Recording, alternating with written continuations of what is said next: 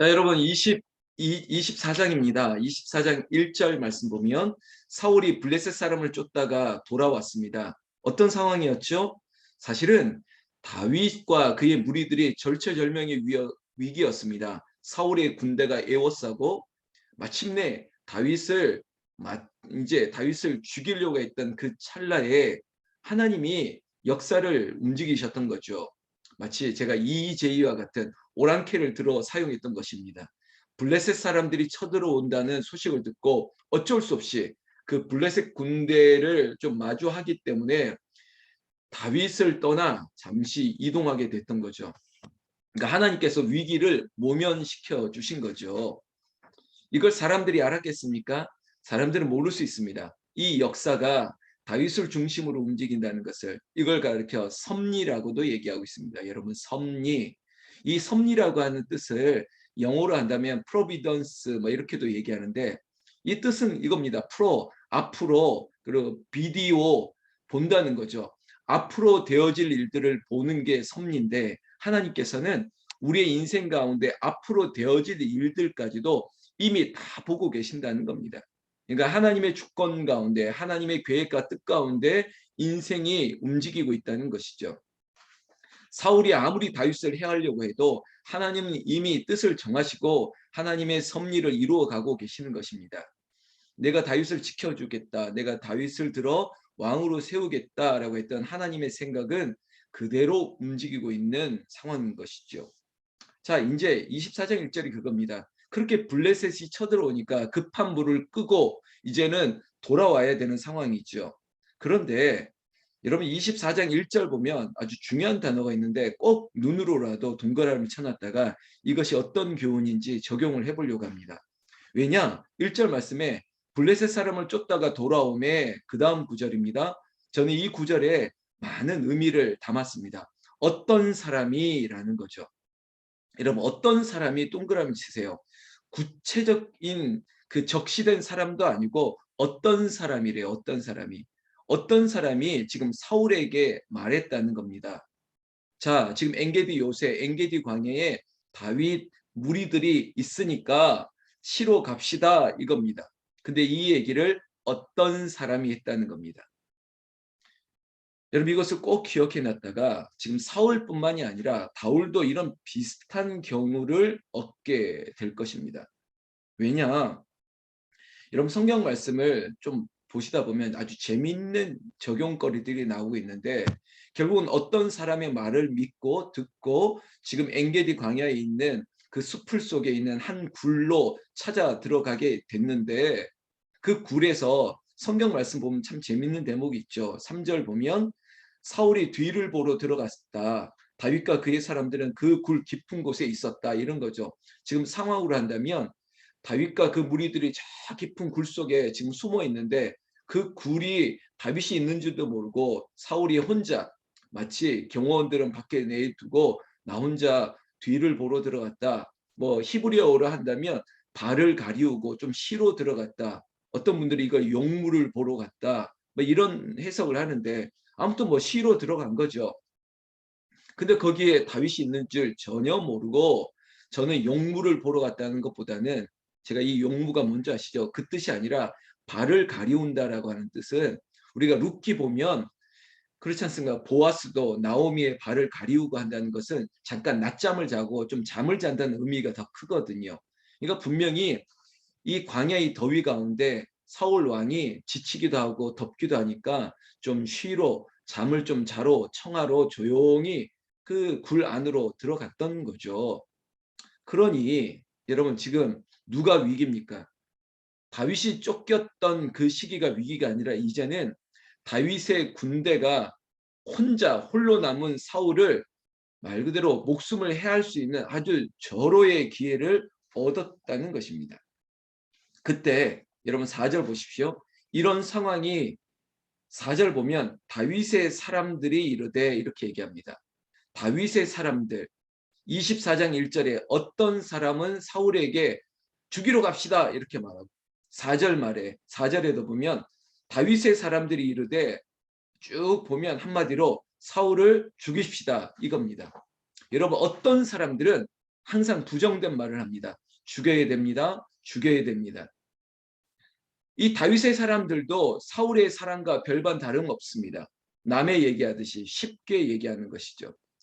근데 이 다른 사람들이 누구냐면 여러분 10절 말씀 잠깐 볼까요?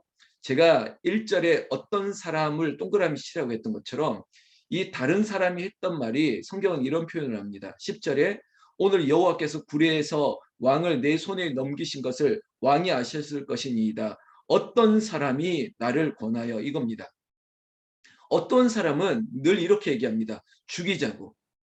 사울도 다윗을 어떤 사람이 죽이자고 10절에도 다윗의 어떤 사람들도 사울을 죽일 수 있는 절호의 기회다고. 여러분 어떤 사람의 말을 듣지 마십시오. 죽이자고 하는 그 부정된 행위 가운데 동참하지 마십시오. 세상은 그리고 다수는 많은 사람들은 아주 인간적인 복수는 우리의 손에서 이루어져야 된다고. 이것이 복수의 기회다고 말을 하고 있습니다. 그래서 죽여야 됩니다. 없애야 됩니다. 쫓아내야 됩니다. 다른 사람들은 어떤 사람들이 이렇게 말하지만 그러나 이 중에도 사울만큼은 우리가 지난 소나무 향기에도 기억하시면 묻고 또 묻고 또 묻습니다. 누구에게?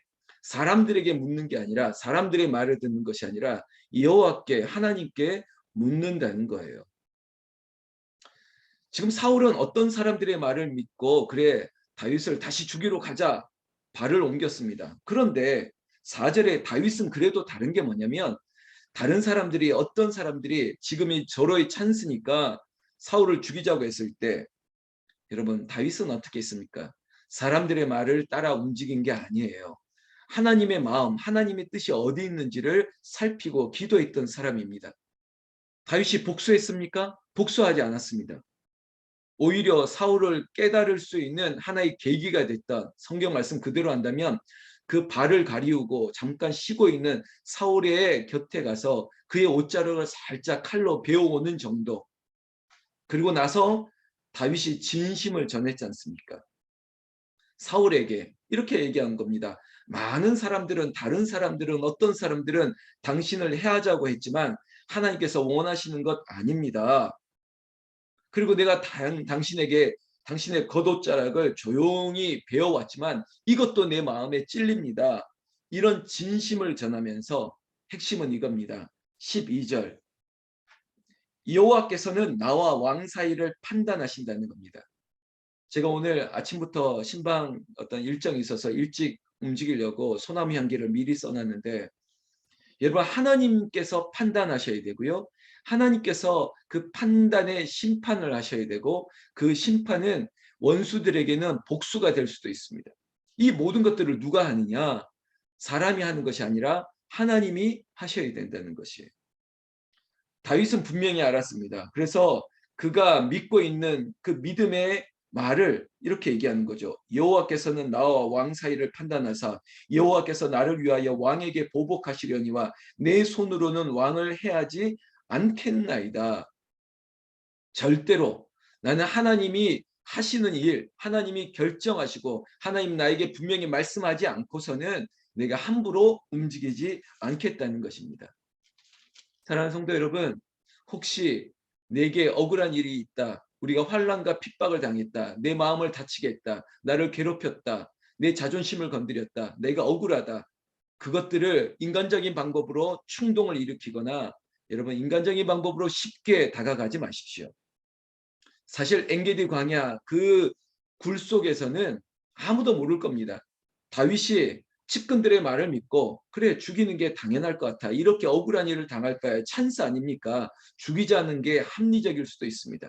다수는 그렇게 말할지라도 다윗과 같이 여러분 하나님의 뜻을 묻고 또 묻고 또 묻고 제가 보여드렸던 이미지처럼 돌다리도 두드리는 기도처럼 물어야죠. 15절에도 다시 한번 얘기합니다.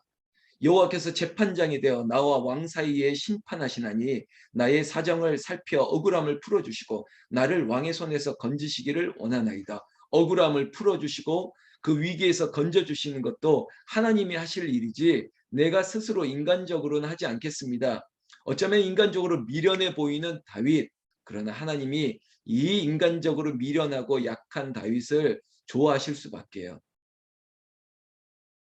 17절부터 보면요.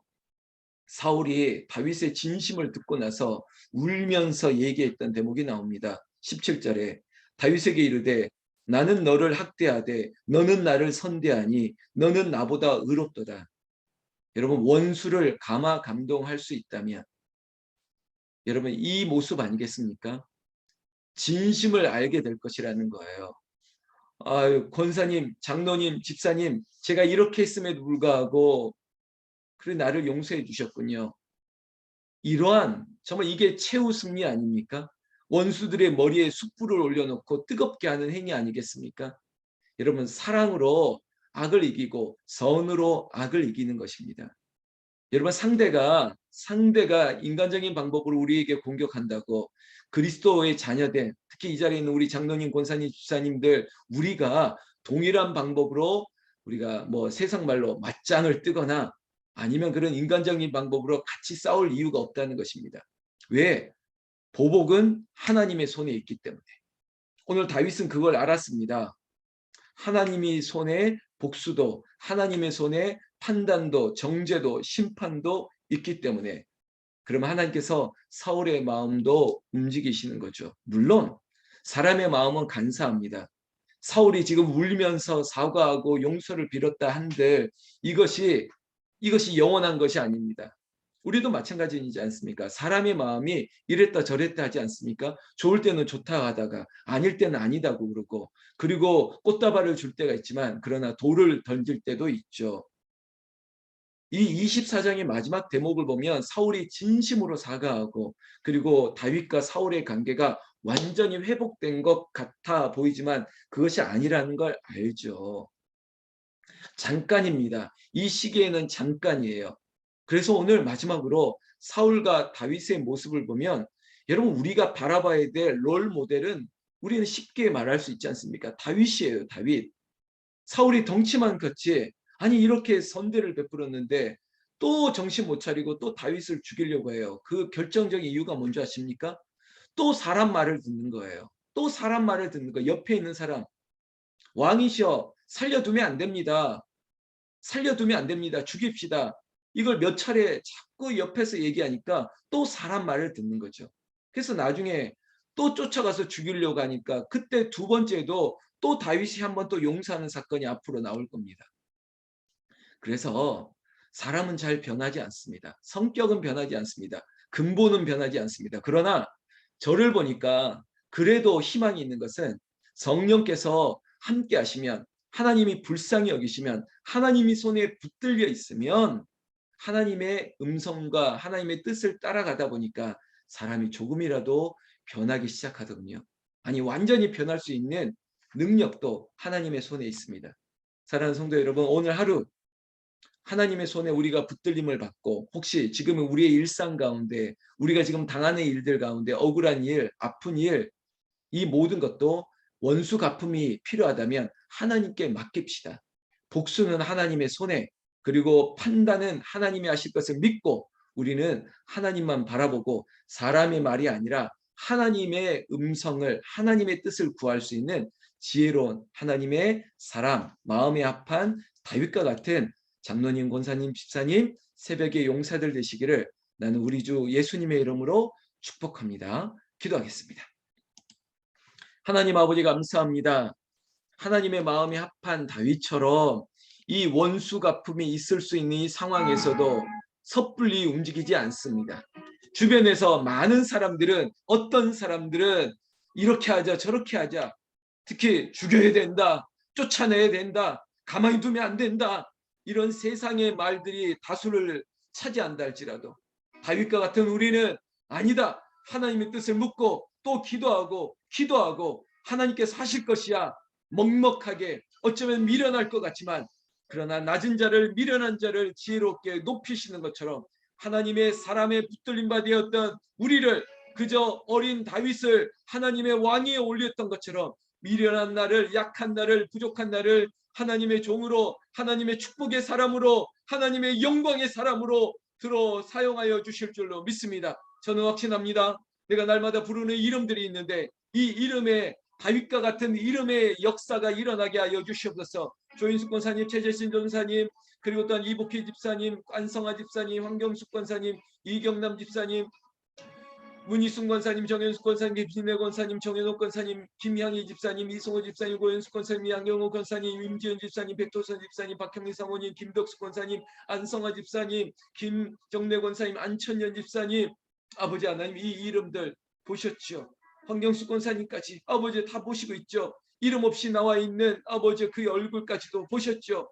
하나님께서 큰 은혜 베풀어 주셨고 한량없는 은혜를 부어 주셨고 아버지 내가 알 수 없는 비밀들 원수를 아버지 해하고 쫓아내고 아버지 우리를 죽이려고 한 길로 왔지만 7길로 쫓아내고 우리의 질병도 하나님께서 쫓아내시고 모든 것들이 하나님의 손에 있사오니 우리의 가정과 우리의 직장과 일터와 우리의 사업장과 우리의 인간관계 속에서도 하나님의 손이 작용하여 주시되 어떤 사람들 남의 말 하는 것처럼 부추기는 사람들의 그 말에 휘둘리지 않는 아버지 하나님 먹먹한 하나님의 종 다윗과 같이 위대한 종으로 여기 있는 새벽의 용사들을 사용하여 주시옵소서. 우리 주 예수님 이름으로 기도 올려옵나이다. 아멘. 아멘. 우리 한번 주님 이름 부르며 기도하겠습니다.